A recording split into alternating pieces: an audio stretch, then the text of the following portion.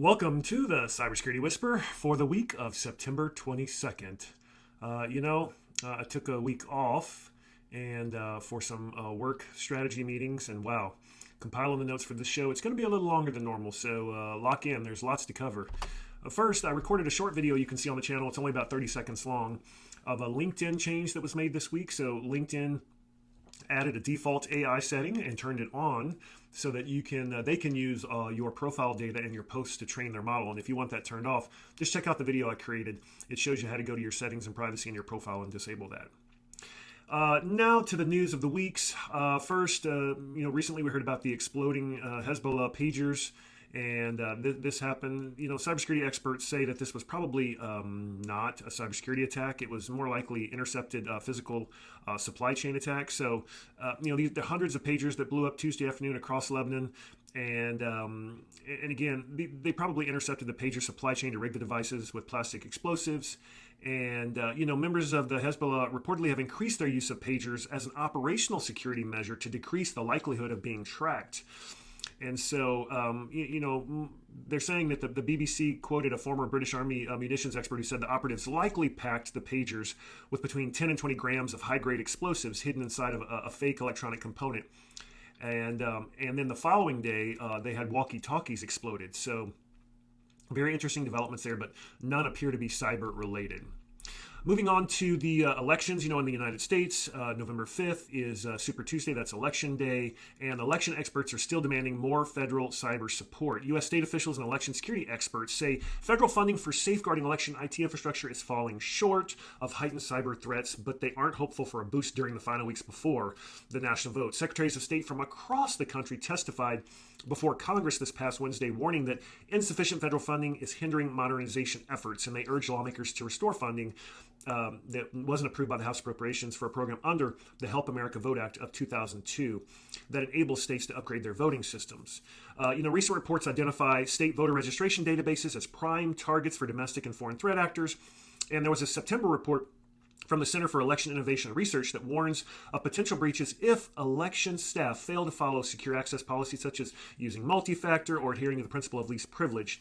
They're seeing an increase in cyber threats on critical election infrastructure, such as voter databases and election systems. And this was from Teresa Payton, CEO of the cybersecurity firm For the Latest Solutions, and she's also former White House Chief Information Officer. And so, again, as a cybersecurity expert myself, doing it for over 20 years, I think we should be voting completely on paper ballots, and that's just my personal thoughts. Here's an unfortunate story. A mental health records database was found exposed on the web. An AI-powered virtual care provider's unsecured database exposed thousands of sensitive mental health and substance abuse treatment records between patients and their counselors on the internet, where they were available to anyone, and they were discovered by a security researcher. And it's unclear how long the records were left exposed. It's a Texas-based virtual care company. Confidant Health is the name of the company. And they did secure the data within hours of being reported by the security researcher, Jeremiah Fowler. He notified the firm about his discovery. 5.3 terabytes, unprotected by a password or any other form of authentication. It's incredible. It contained about 126,000 files, along with a separate folder holding 1.75 million logging records. I mean, this included names, sensitive information, counselors, patients, medical professionals, images of driver's license, ID cards, insurance cards, Medicaid cards, letters of care listing prescription meds, medical records requests, waivers, diagnostic drug tests, names, addresses, test results for specific substances. There were just intake notes and psychosocial assessments about mental health, substance abuse, of the patient's family. I mean, it just everything, audio and video recordings, transcripts, highly detailed and deeply personal family topics, names of children, partners. It's just incredible the amount of documents that were out there. The only way to know how many were exposed would have been to go through every single one. It would have taken a very long time. And so he just made the decision to report it as soon as possible. Many of the patients had multiple documents, so it's possible perhaps maybe one had, there were multiple, but not all the records were exposed on specific files. But the application has been downloaded at least 10,000 times on Android alone. So, there's a lot of users. It was accessible using nothing more than an internet browser, and it required no password or administrative credentials. All you had to know was the file path or the URL address. Just goes again to the fact of having security tools in place that can scan your environment and scan internal and external looking for sensitive data in your environment. Speaking of this, when you look at most OT environments, so you've got these technology environments that have hardware devices. Think about labs, SCADA systems, where you've got a lot of devices that are running in your environment that all have IP addresses. These OT environments have at least 4 remote access tools. More than half of operational technology environments contain at least 4 remote access tools, increasing the attack surface for malicious activity. And this was from a report this past Tuesday. And it's done for convenience, but 1/3 of these environments contain 6 or more tools, and these are non-enterprise tools, usually just commercial, off the shelf. And they possess an even greater risk because they lack features to manage access privileges, auditing, role-based security, multi-factor authentication. It's become a major issue at companies because of budget constraints or personnel shortages and alert fatigue.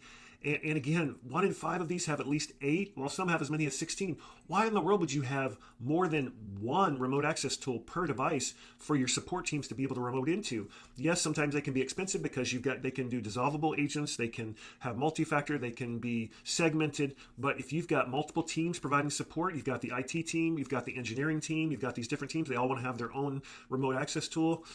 They're not patched, they're not secured, and that just is a treasure trove for the bad guys wanting to get in. Here's another lowest of the lows for the criminals. It was reported by Brian Krebs this week that funeral streaming groups are thriving on Facebook. So scammers are flooding Facebook with groups that purport to offer video streaming of funeral services for the recently deceased. Friends or family who follow the links for the streaming services are then asked to cough up their credit card information. And these scammers have branched out into offering fake streaming services for nearly any kind of event advertised on Facebook. So that, there was this guy that talked to Brian Krebs that said he had a friend that just passed away, and he noticed a Facebook group was created in the friend's memory, and the page listed the correct time and date of the funeral, which it claimed could be streamed over the internet by following a link that led to a page that was requesting credit card information. And after he posted about the site, more and more people are coming forward saying, yeah, the same thing happened to them. So again, if you want to see a streaming service for one of your loved ones, reach out to the actual facility where the service is being held and see if they offer that. Don't follow things on Facebook or any social media. I've seen this on LinkedIn many times this week. Cisco slashed thousands of workers as it announces yearly profit of $10 billion. So they had a profit of $10 billion, but yet they laid off this week 7% of its workforce when they filed with the SEC. And it's the second time they've slashed thousands of jobs this year. And so they have about 85,000 employees, in July of 23 before they cut 4,000 in February. And then so this new 7% would be about 5,500 workers. And they're saying it allows the company to invest in key growth opportunities and drive more efficiency in their business, cutting costs through layoffs, and then plowing cash into expensive technologies like AI is a trend that's emerged at some tech companies over the past 2 years.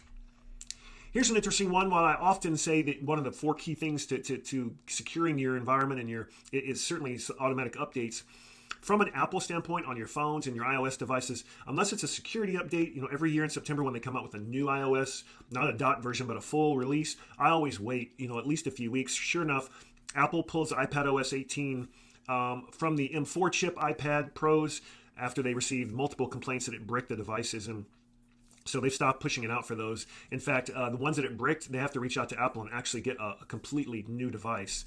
And so again, if it's a feature update, I would urge anyone to not have automatic updates on for feature updates. If there's a security update, sure, you need to do those as soon as possible. Here's another interesting one. We talk about home security systems and Wi-Fi and cellular. Well, Green Berets have hijacked Wi-Fi to control a home security system and then vanish in a mock raid. So, they used electronic warfare gear to eliminate evidence of their activities during this realistic infiltration and raiding exercise.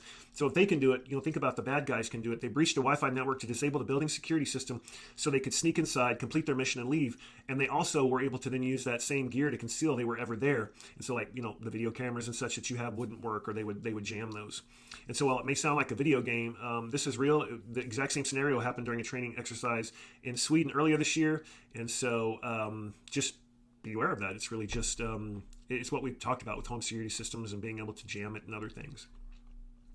Here's one I've been passionate about for many years. In fact, we'll link to my website where back in 2017, I put an article about locking your credit, freezing your credit, which is absolutely free at all three of the major bureaus. And you need to do it for your children immediately as well. No matter if they're, birth, 18 months, a year old, you need to freeze their credit because the bad guys know that children don't use their Social Security numbers until they're at least 18. And so if that's the case, that gives them 18 years to steal and use that credit. And I've had multiple of my children whose credit, sure enough, that exact scenario happened. They turned 18, they went to apply for their first credit card so they could start building credit, and their identity had been stolen multiple times and they were denied the credit card. And so it's just well understood by thieves and everyone that children, they don't use their socials until they're 18, and then they get a credit card and they start using, their SSN for applying. So the Social Security numbers are just ripe to be stolen and used without any detection. So please go freeze your children's credit. Here's a very interesting one that then will be for the next couple of things we'll talk about, but more than half of IT professionals aren't familiar with the shared responsibility model. They may be familiar with the term, but they're not familiar with the concept. And so, when you say you've signed up for the SaaS provider, whether it's, Azure, Google, AWS, ServiceNow, have you looked at the actual matrix in the legal agreement in the contract that says, here's what you are responsible for securing and here's what they are responsible for securing? Because just signing that agreement, moving things to the cloud, signing up for that SaaS service, you think, oh, we're good, it's secured, it's their problem, no big deal. That's causing more and more of these third-party breaches. And so, in fact, that's what we'll talk about with ServiceNow. Knowledge base misconfigurations led to data exposure in over 1,000 ServiceNow instances. And again, this was a researcher that found that sensitive information from organizations such as passwords, access tokens, and others were exposed due to outdated or misconfigured knowledge base access controls.